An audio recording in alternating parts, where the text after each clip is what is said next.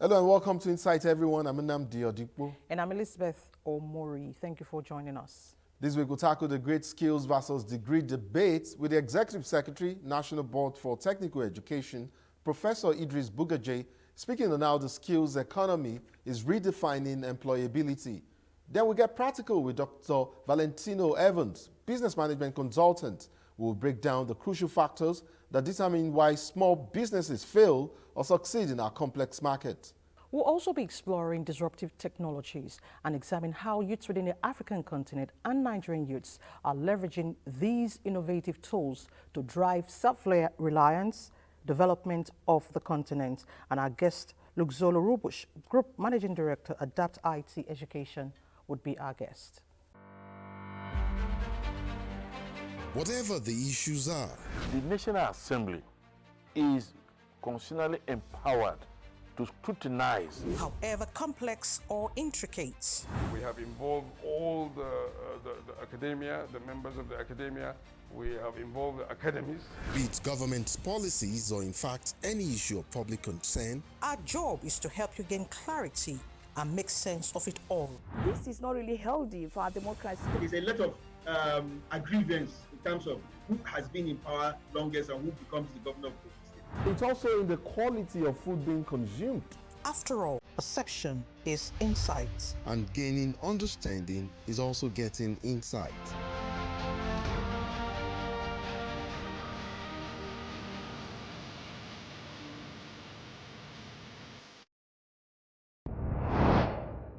Skills and services are the new currency in developed countries. And I'm talking about countries that have successfully implemented a shift from traditional economic models to one where human capital and specialized service offerings are the primary drivers of economic value and societal advancement. Such societies, like the ones I'm talking about now, which are essentially knowledge-based, they regard skills as the foundational assets for progress. Say what you want to say about, countries like China and India, but know this, these countries, they understand the dynamics of practical skills, and they are doing so well, of course, on account of how they encourage or they have encouraged and adapted and utilized practical skills. Nigeria, of course, understands these imperatives and, why it must key in or miss the bus. And that is why we're going to have this conversation, and my guest is right here, he's ready. He's also in the center of this whole skills economy debate in Nigeria. He's the Executive Secretary, National Board for Technical Education, Professor Idris Bugaji. Welcome to Insight, Prof. Good to have you here. Thank you very much. Thank you. So, Prof, I remember back in the days, I would go to the home of a relative. When I was much younger, I was in my teens, those days.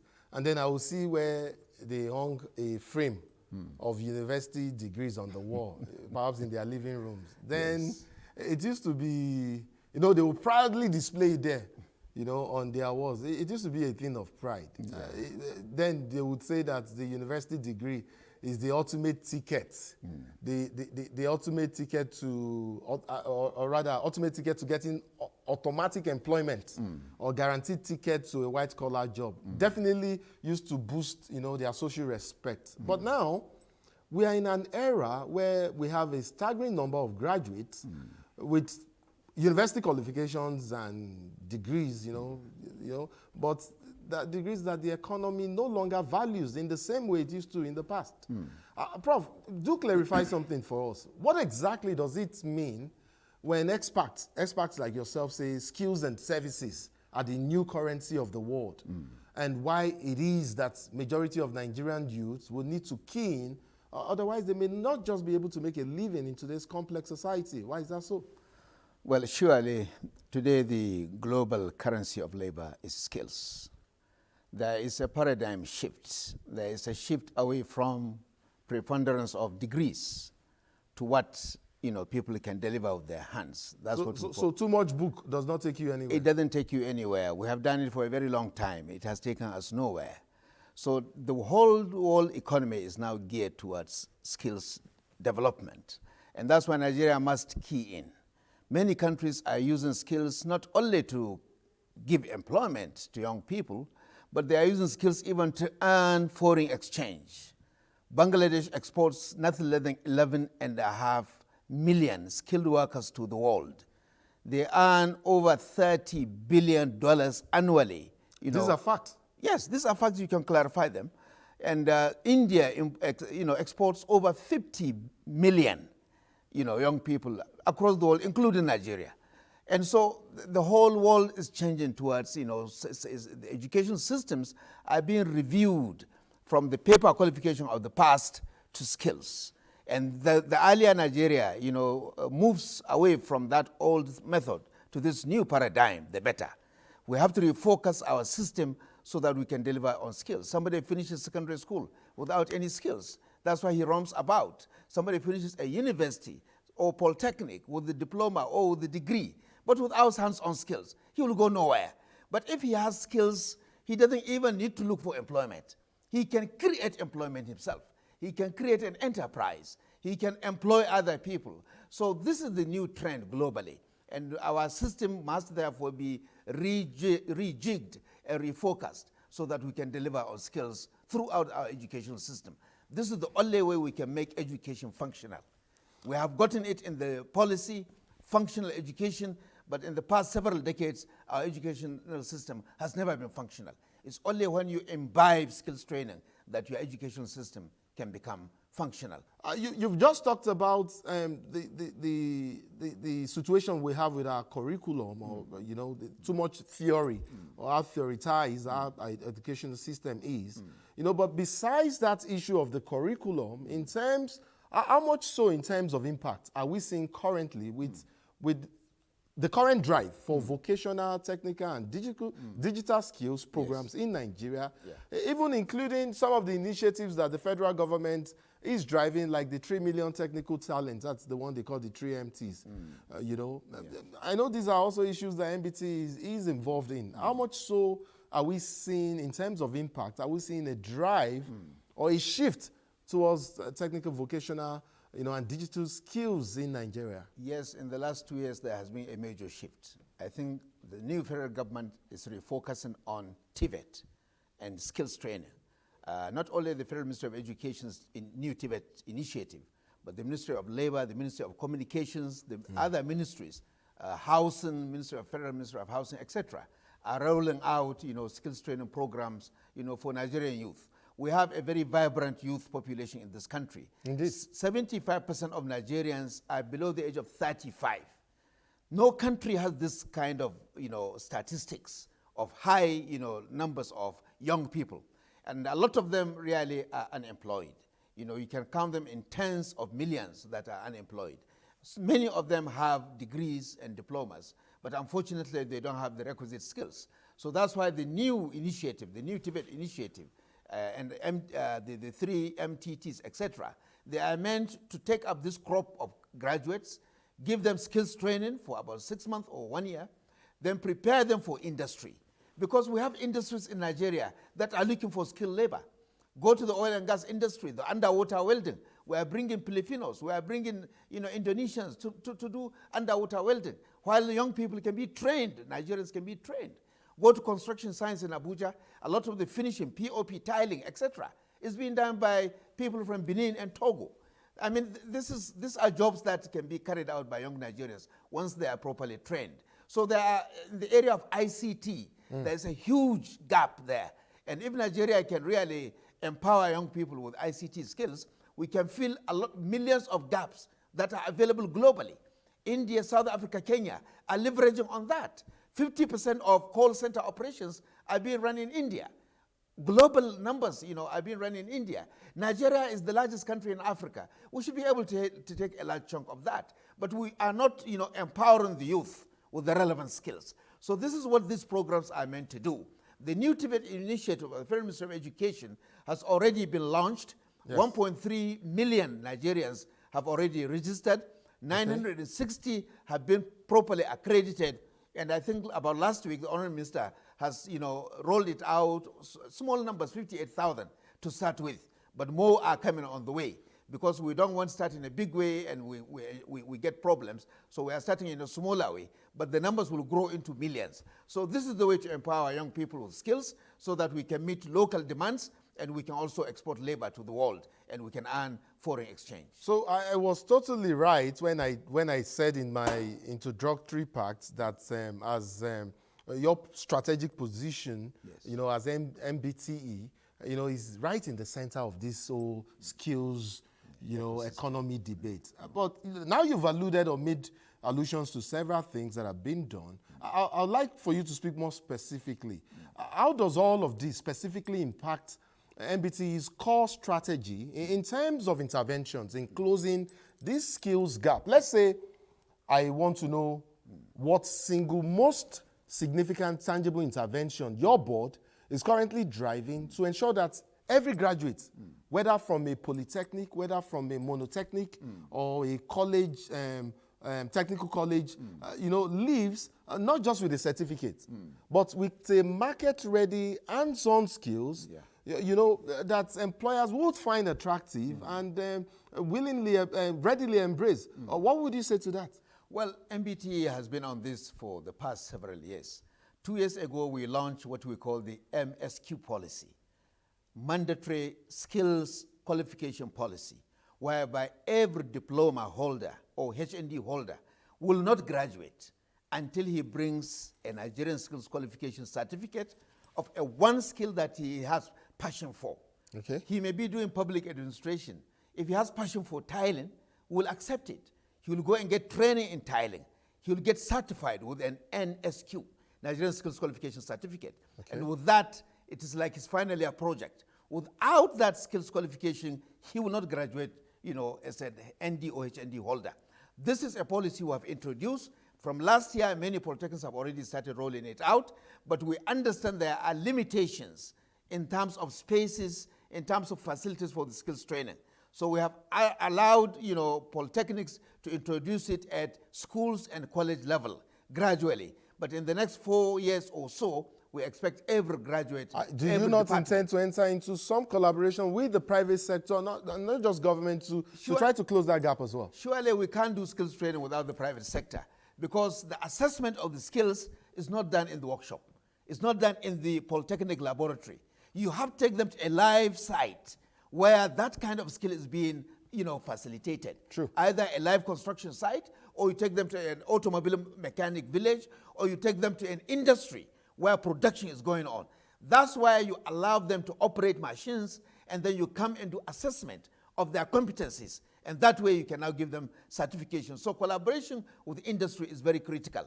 We can't do skills training without MOU with the neighboring industries. The challenge we have is we have few industries, especially in about 30 states. 6 states in the country are industrialized: Lagos, Ogun, Rivers, and a few others. But if you come to the other states, the industries are very weak. So for that reason, we have encouraged the informal industry. If you go to Kaduna, we have Panteka, the informal industry.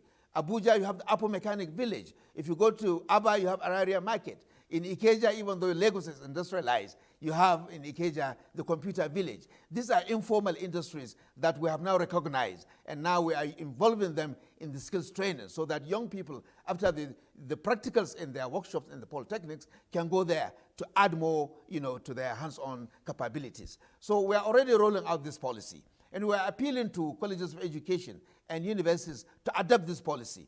This is our answer to the German dual system. Everybody is praising Germany for its dual system of education, whereby they imbibe both theory and practice right from primary schools.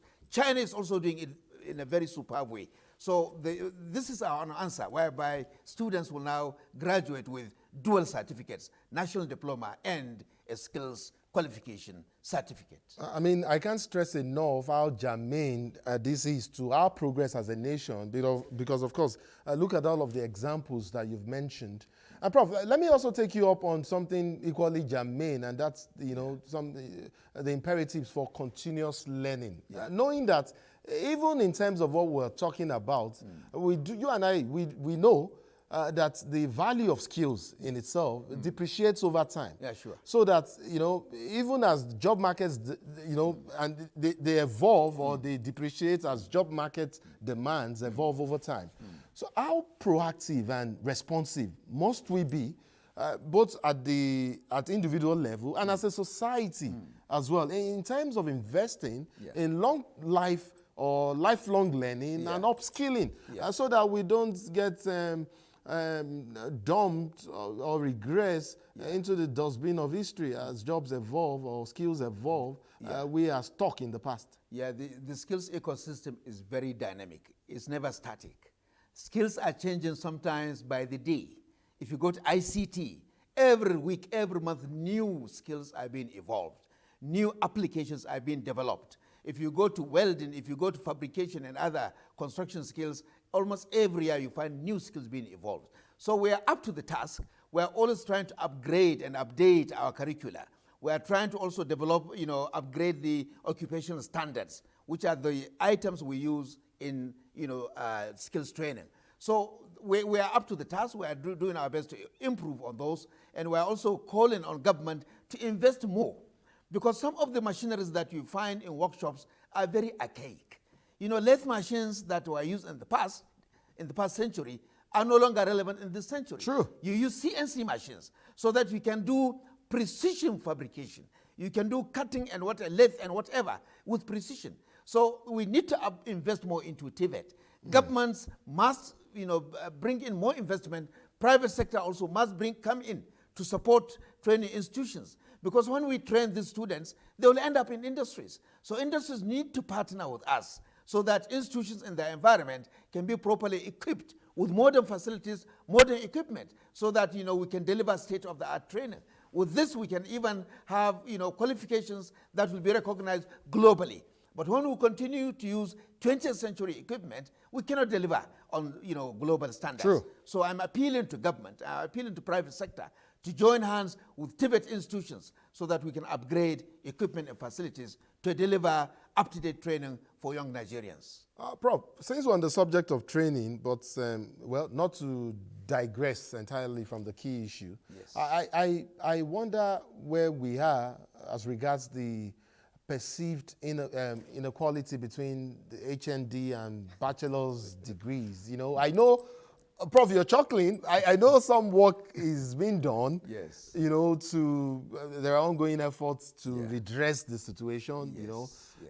And address the dichotomy. Yeah. But how is the MBT ensuring that these new proposed qualifications, like the higher national diploma top-up, they are not just another or seen as another academic lever, but they are fundamentally embedded and entrenched with advanced industry-driven skills that makes the holder, whoever has that qualification, more attractive to employers than even the traditional degree holder. Yeah. Well, you see, the problem of the HND BSc dichotomy, if we start with that one, is a sign of underdevelopment, unfortunately. And it has been with us for almost 3-4 decades. It has refused to go. Yes. A lot of efforts have been made, in order to address that. Legislation has been made, but never signed. You wonder what happens. They may go to, the legislature will go to the villa.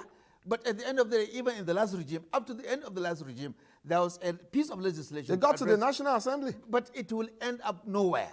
So if I had taught in South Africa 20 years ago, or over 20 years ago, and their industries even demand HND more than the degree holders. That's what they prefer in their employment. But here we have a lot of discrimination against HND holders. The solution to this problem, what we have decided in Nigeria, we have decided to follow the example in Ghana. In Ghana, they have scrapped out the HND completely. After your national diploma, you come back to the same polytechnic and do a Bachelor of Technology honors degree. But a Bachelor of Honors degree different from other degrees because it will be awarded based on 3 things: character, learning, and skills. University degrees are awarded based on character and learning only. The polytechnic degree shall be awarded based on character, learning, and skills. hands-on skills. So we shall be offering Bachelor of Technology honors, which will now replace the HND. After your national diploma, that ends your training as a technician. If you want to move to higher level, you can now go and do your Bachelor of Technology honors. The content will be similar to HND. We shall even add more, hands-on training into the curricula. But we want the certification to become Bachelor of Technology honors. Already, the Honorable Speaker of the House of Representatives has sponsored a bill to amend the Polytechnic Act. It has gone to second reading, and we hope before the end of this year that bill will be concluded, and we are praying that Mr. President, who has a lot of passion for TVET, will now sign that law, that bill into law, so that Nigerian polytechnics will be offering a dual mandate, both national diploma and Bachelor of Technology honors. Colleges of education have already gotten, the dual mandate. They are doing NCE and Bachelor of Education. Polytechnics should be allowed to run their national diploma and Bachelor of Technology honors. A degree that will be based on skills, not the conventional, theoretical degrees offered by the ivory towers. Yeah, and that would be perfect. Yes. I mean, that would just be wonderful. If it does get the president's assent this time. I recall, I think I was mistaken earlier when I said the bill actually, that it got to the National Assembly. It went beyond the National Assembly because it was actually passed and was pushed to the president, but never got the president's assent at the time. Yeah. Prof, so in rounding, in wrapping up, rounding off our conversation, you've said so much about the MBT, you've said so much about, closing the gaps. I wonder again if your KPIs are matching up with some of the success metrics that you've mentioned here today, and that you might also have set for yourself or targets, ahead for the MBT. And I mean, in terms of these crucial skills over degrees pivot that you as MBT are leading. Well, is it matching up? Yeah, it is. It is. We are really moving on a fast track, and we are happy with the new government, the Tinubu administration, with its focus on TVET and skills. When I came in as executive secretary about 4.5 years ago, we had only 1,420 quality assurance assessors. But as I speak now, we have about 7,000 quality assurance assessors in Nigeria. We have not yet gotten the numbers, because Ethiopia has about 37,000 quality assurance assessors. So look at our numbers, 1,420 4.5 years ago. Now we're about over 7,000 quality assurance assessors. These are very key drivers of the skills training program, because when you do the skills training, you have to be assessed. And assessment also, we have gone beyond the traditional assessment. We're even giving what we call recognition of prior learning. Those who are in the informal sector are now being assessed and properly certified. All your roadside mechanics, all your roadside welders, fabricators, etc., will now be properly assessed under the RPL program, recognition of prior learning, and they'll be given proper certificate. In the next 5 years, we are hoping that we'll collaborate with professional bodies so that only those with a recognized certificate would be allowed license to operate. The Nigerian space has allowed everybody, quacks, the professional and the quacks, to operate. You bring your car to a mechanic, you don't even know his level of qualification. So with this RPL, we hope the informal sector will be properly certified, and professional bodies will now start issuing practicing licenses, even for the roadside practice. Executive Secretary, National Board for Technical Education, Professor Idris Bugaje, thank you so much for coming on our program. It's been a delight listening to you talk about these key germane issues. We want to appreciate you so much for your insight. Thank you very much. Thank you for having me. My next conversation is on business failure, which, of course, is not new at all in Nigeria. But what is more striking is that startups and small businesses face this problem more than the big ones, big businesses, as it were.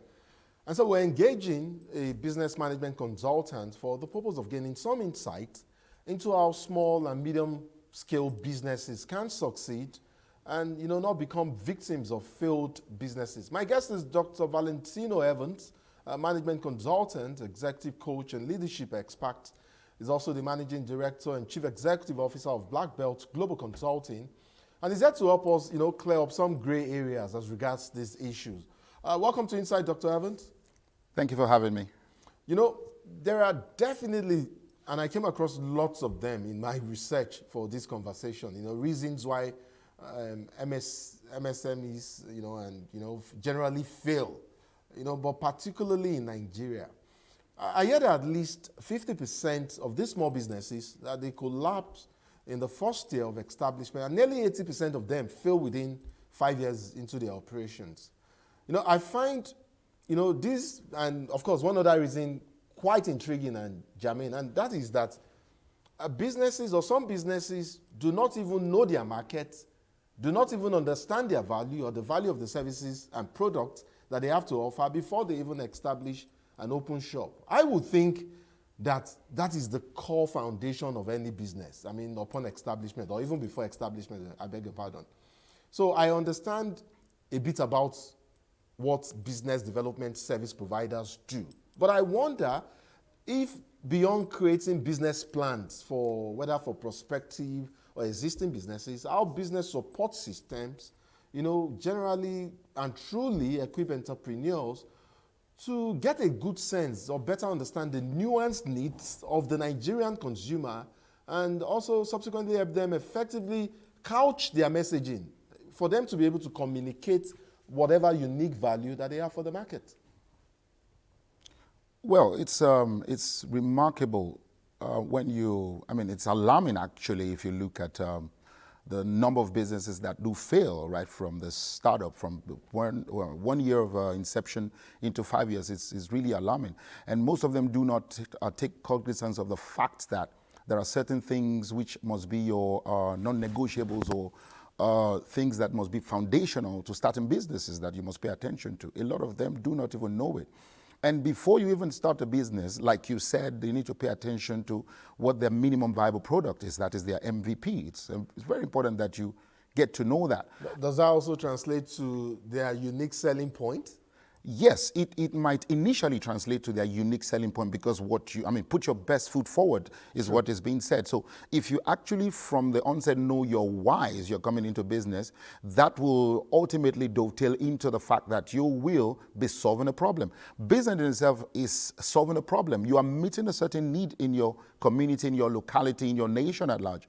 You are meeting a need, and in meeting that need, you must have researched and found out an answer to a certain question. So that's what business is. It's not going to be circumstantial or because you are hungry, that's why you just started a business. No, it must be that you have encountered a problem and you know you are well equipped to actually solve that problem. That's what brings you into business. And then in going into business, you begin to know or develop a product to present to your community, to present to your world. And when that product is properly refined, properly given the right attention, and then the quality of that product gets to a stage whereby it can be presented to your world, then you can say that's a minimum viable product. Okay. Now, that's an initial. It might be the entry point into the market. Might be that entry point into the market is what will allow the market to receive you, allow the people to know what you do. Now, it might broaden up later in the future, but when you balance that, you will find out that focusing on that and putting all you have into that will definitely and ultimately make you a strong force and grind you into your locality. So you will be able to move that business to where it's meant to be. So you would definitely scale some hurdles that will, mitigate or cause your fall. And again, I come back to you on the same question that I asked, because knowing all you've said is idyllic. I mean, in an ideal situation. You and I know there are people who get into businesses without knowing some of these facts, and that is why they fail in the first year of establishment, and more so, even when, people come in to help and all of that, and then they still fail within the first 5 years of their establishment or operations, as it were. And so I raised the issue of the BDSP, and that's the business developers, development service providers, and how such services or, providers could also come in to help such, whether they are prospective or existing businesses, understand the nuanced value that they offer. How does that all fit in? into this conversation. I mean, what essentially does the BDSP does, especially when you find yourself in such a situation where you do not even understand in the first place the value you have for the market? Okay, now, thank you very much for that beautiful question. Now, the thing is this. It's extremely important that we take cognizance of the fact that when a man is sick, he needs a doctor. Whether you are not even sick, you need to get your test done to know how your health is. Now, the person that can help you understand or know the health of your business is your business development service providers. In quote, we call them BDSPs. Okay. Now, the work of the BDSP is to help you look at your business holistically. These are business doctors. They've been trained and equipped with the ability to be able to help navigate your business, help you navigate with your business. When you're going into business, you need an arm of your business, which is you call a HR specialist, to help you handle the human resource department. Now, the job of the BDSP involves or entails also helping you with your HR department. Now, it's a holistic thing entirely. We found out that many businesses that even get funding into their businesses right from the onset, whether it's a startup fund or whether you are doing your Series A or Series B, you are doing all that, money is coming in, but many of them fail because there are some certain critical factors and some certain key performance indexes that they actually cannot understand. And these indexes or these nuances they can come into play when you have or employ the services of a BDSP. Is it true that it is quite dangerous for a business to mix personal funds with, or use business funds to meet personal needs?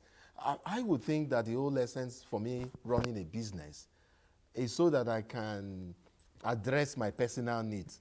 Why then is it, why then is it difficult to pull out money, or it's not ideal for me to pull out money from my business, maybe not my capital, but maybe it's my profit, at least from my business account, and use that to address some personal needs? Is that poor financial management or mismanagement, as is where in your world, in the business world? Well, this is a very broad topic, but I'll answer it in a way that can easily fit for what we're doing right now. So the first thing is, before you go into business, there are capacity building trainings that you must engage in, and one of them is financial management, proper financial management. 40% of businesses right now in Nigeria have come up, or part of the surveys that was done, we found out that 40% of businesses have the problem of financial literacy, which is proper cash flow. Now, you might think you know about money, but until you begin to learn how cash flow is meant to be recorded and follow through in business, there will be problem. You must be able to identify where money is leaking in your business and where money needs to be pumped into your business. It's not about what you like. It's about the service you are providing for your community. Now, the thing is, when you are a founder, when you are a creator, you come up with the idea for a business. It comes into your mind. You know that there is money to be infused into that business. And so therefore, the first sets of monies you are making in that business, you ought to understand that a large chunk of it should go back into the business to actually give it the strength that it needs to have. And if you started a business, this is Nigeria. You started a business because you're a little broke and you just want to make money and spend it. You need to understand that proper financial management should inform you that you should begin to pay yourself a certain salary. Now, that salary might not be so robust at the beginning, but a portion of your funds should go back into the business so that that business keeps going. If you take all the funds out and use it on pleasures, or even if needs arises and you use your business funds, how is that business going to grow? It's going to die right from its inception. And so that's part of the problem why, like you said, most businesses, 50% of startups die in the first 1 year. It's part of the major problem. Is not because they do not have money, it's because they did not manage what came in properly. So I shouldn't start thinking of next week Sunday now, because maybe I've worked Monday to Saturday, and I think, I just made one small profit from one sales or one service that I just made or gave, and maybe I should take out time on Sunday to largesse, and spend from that money. That is not wise as a businessman. It depends on how I manage it, right? And how much money is coming in. But you must definitely, minimum 20 to 40% of what came in must go back, must must go back into the business. True. Let me. While we still are on this whole issue of funding, let me ask a question as regards inadequate financing. Obviously, that is another key aspect of funding, and it's another critical component of whether a business fails or succeeds. How is the business advisory ecosystem, effectively structured to help build the trust and transparency required to connect viable small businesses with today's somewhat suspicious, maybe wealthy, but yet reluctant financiers? Say for instance, I want to expand my small fish farm by small scale aquaculture into maybe processing and exportation, and I clearly need funds to do that. How appropriate, I beg your pardon, would it be to explore maybe a network of angel investors or crowdfunding platforms to grow my business? Does the structure of my business determine the finance options open to me? Now, that's a very vital question.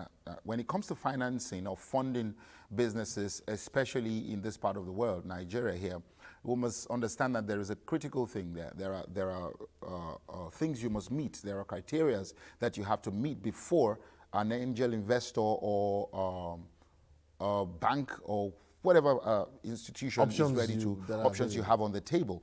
There are criteria that they look at. For example, you want to secure a loan from Bank of Industry. Bank of Industry has criteria that you must meet. And most of these criteria you cannot meet on your own. That's why you need a BDSP to help you go through these things and make sure you are well positioned and help you with all the documentation and everything you need. Now, the thing is this. Many of us do not have proper financial documentations. Now, that's one of the major things. You might have registered with all the CAC and everything, institution you need to register with, everything on point. But before an investor looks at you the second time, they want to see your books properly done. They want to make sure that you are not one that when this funding comes, the first thing is you go and marry another wife, or you go and buy a brand new car and begin to show everybody we just got our Series A funding and we're good. So that's where the challenge is. The trust between the investor and the entrepreneur, it has to be properly built. And so in Nigeria, when we begin to focus on the proper things, the key performance indexes, and we are, we tailor make our business to fit into these things, we will not have these challenges or these problems. Now, one thing I'm going to say again is, when you go to get loans from probably BOA, BOI, or any financial institution, banks and all that, you want to get funding from them. They might ask you for a collateral. You want to get a 10 million naira fund, they're asking you to bring 20% down payment, and you do not have it. Now, I like what the federal government has done. The National Credit Guarantee Corporation is taking is taking away 40%, basically. No, that's 60%. They've been able to take away 60%. Government has pumped in funding into that for you to be able to access 50% of that. So it remains 40%. And if your books now are not right, in which we found out that many people, even 40%, they still cannot meet up. Why? Because their books are not right. So an angel investor wants to come to you. Every business from inception, whether you are a startup or you are already in business, you must make sure that your books are right, everything, your documentation is right, even to your address, your personality, then your knowledge of the business. Your knowledge of the business is very key. If I see that you are making money from your business and all that, and your knowledge of that business is not standard, chances are that down the line, you will lose that business to someone who has more knowledge, who has gone for more capacity building, who has developed themselves, and is taking advantage of what we call probably the tech or the micro shifts of the market or the cultural nuances that we have right now. Anybody who's paying attention to that might outrun you in your business. Perhaps they might even start after you because they saw you start it. But if they pay attention to these things, they will run you out of business, and an investor will always pay attention to these things. Talking about, running out of business or maybe expanding, I would like to ask you two questions, quick questions. I'll need two quick responses because we're totally out of time. My director just informed me we were short our time. First, Doc, is it true that rapid growth itself can be fatal for a small business? In what context is that even possible? And then two, this whole copy syndrome, for businesses that we have in Nigeria. My neighbor opens a sachet water business. He appears to be making it. I quickly go open a sachet business. sachet water business as well, without understanding the dynamics of the market and, you know, who or where my market is and all of that. And then there is no originality, there is no innovation. How does all of this impact on small businesses, as it were, in Nigeria? Well, starting from the last question, you've already answered it by yourself. You said there is no originality in it. No, see, the person that initially opened it, perhaps maybe he worked with an organization that has done that for a bit or for a few years. And now he understands the dynamics. He knows the terrain very well. And he has gone into that. He's beginning to, he just moves into that business and he's good with it. But you saw that it's making money. You don't even understand how he started or what made him start or how he even got his first funding to start. And then you just take money and you jump into it. And there's going to be a serious problem. There are differences between the both of you. Now, when it comes to the copycat kind of thing, we do copy a lot. Yes. Nigeria is known for that. But you have to have your own unique selling point. That's why it's called a unique selling point, something that's peculiar to you that nobody else has. It has to be unique to you, and you must present that to the world, and that's what the world is going to see. And very quickly, the issue of rapid growth and how that could be it's a fatal. problem. I was coming into that. Rapid growth is dangerous. Organic growth is good. It helps you master and know and understand the business terrain itself, see how it's growing. Rapid growth might be good for those who have been in that field for a bit, that shifted or diversified or into their own sector. Maybe you left someone's business to start your own. You might already understand how to handle it. But rapid growth is dangerous for someone who is just coming into that. You can pump. That is why too much money into that business is dangerous. You might be trying to meet a need that you don't have capacity to handle. And so organic growth is very, very good, as much as it's good to grow rapidly and to go widely, but make sure that you have all the critical stakes to handle that particular kind of thing, because when the storm comes, you might not be able to handle it. Dr. Valentino Evans, CEO Black Belt Global Consulting, Executive Coach and Consultant, as well as Transformation Leadership Advisor. Thank you so much for coming on Insight. It's been quite germane. We appreciate your insight on this matter. Thank you so much indeed. Thank you very much for having me. It was a pleasure. Elizabeth Omori is up next. She will be taking us back to the issue of education, but now she would be looking at the application or utilization of ICT for transformation education. Elizabeth comes up next. Transformative technologies, also referred to as disruptive technologies, are innovations that significantly alter industries, markets, or societal norms. They often displace established practices or products, thereby introducing new ways of doing things. Leveraging the power of these technologies to revolutionize education for national growth is a focus on this segment. And my guest, Luktolo Hubush, Group Managing Director, Education Division, Adapt IT, will share insights with us. Mr. Hubush, thank you so much for joining us on Insights. Thank you for having me. And I hope I got your name correctly. Could you pronounce your name? It's pronounced Luktolo Hubush, but you tried very well, and I give you credit for that. Thank you. All right, thank you so much. Thank you for joining us. Now let's begin with smart digital teaching and learning technology solutions. How are we Africans leveraging these solutions? Because most nations within the continent are still grappling with severe political issues. So adopting these technologies look too far for us. And why is it so? Thank you so much. I think you make a very important combination. One, it is the role of government and the extent to which that role assists education broadly, higher education for us in particular.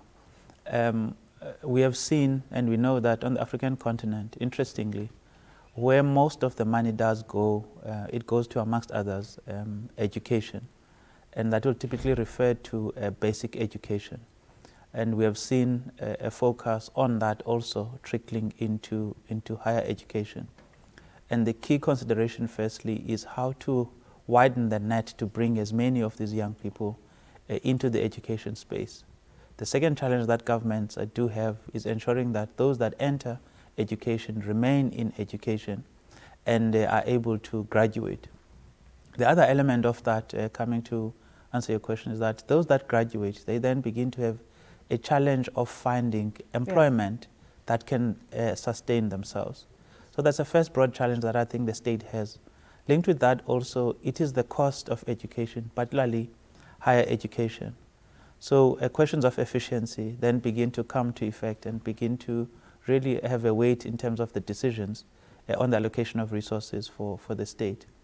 And when we now begin to speak about disruptive technologies, what we have seen, particularly with the advent of COVID in 2019, there was a serious focus to say, how does the world, broadly speaking, and Africa in particular, respond to what was a clear shift in providing education? Traditionally, it has been face-to-face or in-person, and during COVID, it moved full swing, 180, to then go into online. Institutions now have settled into what is called hybrid modes of learning.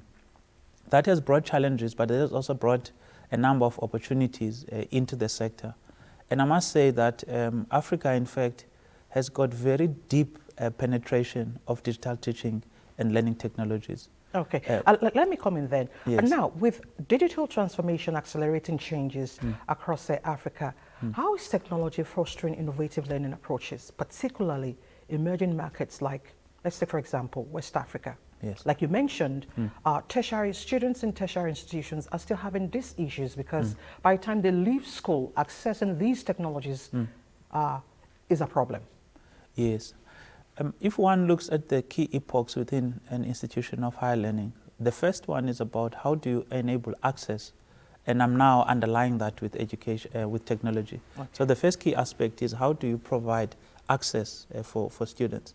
The second one is how, once they're in the institution of higher learning, they are able to learn and learn effectively with the use of technologies. And disruptive technologies then have assisted us with the following.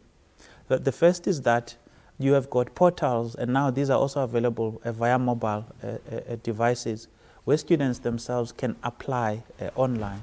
They can also register online without having to set foot on campus. Another component of that, which is a big frustration for many in higher education, has been the question of how do they get accommodation for those institutions that provide accommodation. How do they manage funding from third-party donors? So you now have got technologies that are able to assist with regards to the applications and the registrations process. If you look, for example, on private higher education institutions, one of the key considerations for them is how do they identify students that are able to pay, because those payments obviously are quite key. And we've got technologies that are able to facilitate that, that integration with payments directly to the banking sector, for example. The other one, just by way of interest, has been how do you verify that if you are registering students here, for example, in West Africa, in Nigeria in particular, that they are a citizen of Nigeria, and that for that matter, they are entitled to some of the financial assistance that the state does provide. So linking that to your own database from a Home Affairs point of view, or your Department of Interior, begins to be important. For those that may be said to be indigent, you then want to link to your SARS database, with your revenue database, so that you can verify that they indeed are students that are in need, and they don't have parents maybe that would be able to afford to pay for them, just by way of examples, yes. Okay. Now, you know, in Nigeria, we have the Student Loan Fund, yes, where students access fund for their education. Now, from your own perspective, what are the most important skills educational institutions can adopt to maximize the advantages of ongoing edu-tech revolution? Thank you so much. This is actually one of the key benefits. Africa invests quite heavily in education. In South Africa, for example, we have what we call the National Student Financial Aid Scheme, and we're a key aggregator of their information. One of the key dependencies there is how do you ensure quite early enough. In fact, many of them, I would say, Namibia has got NSFAF, Tanzania has got Higher Education Student Loans Board. And one of the critical elements in there is funding students that are in need. And how do you verify that the students that you are funding indeed are in need of funding? Because obviously there are limited resources. And that is where then the verification and the integration with other state-owned sources of information allows us to be able to confirm that the student that is applying for funding, indeed they are in need. The other one that is quite key is that there is a dependency for this student loan board on the work that is being done by the institutions themselves. And what do I mean? One, we must verify that the student that we are funding qualifies to enter the academic program. That's true. And for that, there must be feedback that goes back to the Student Loans Board. The other element is you find students applying in multiple institutions, and therefore they may be funded for those institutions or for multiple sources, thus then reducing what would be the available pool of funding. The other element that is important there is when students, they will start with one course and then they will change during the course of the year. Yes. But the fees that are paid for those courses may be different. For example, a student may come in to do a Bachelor of Commerce and change maybe from that to do engineering, and the courses are different. So you find that they may have been funded for one quantum initially, but now the needs of the institution have changed, and therefore they need to have a different set of funding. The flow of that information between the institution as well as the Student Loans Board is one of the critical success factors in the administration of the funds. Last but not least is the ability of those students to pay back. And how does the Loans Board here in Nigeria track those students that were funded, ensure that they are working, and ensure that what they are earning in salaries is sufficient for them to be able to refund the Loans Board, and then obviously create a space where other students can get that funding. There is firstly a delay in the time between when a student does graduate and when a student is able to find employment. Okay. And when they do find employment, then the question begins to be whether or not in that employment they are earning enough to be able to pay the student the loan.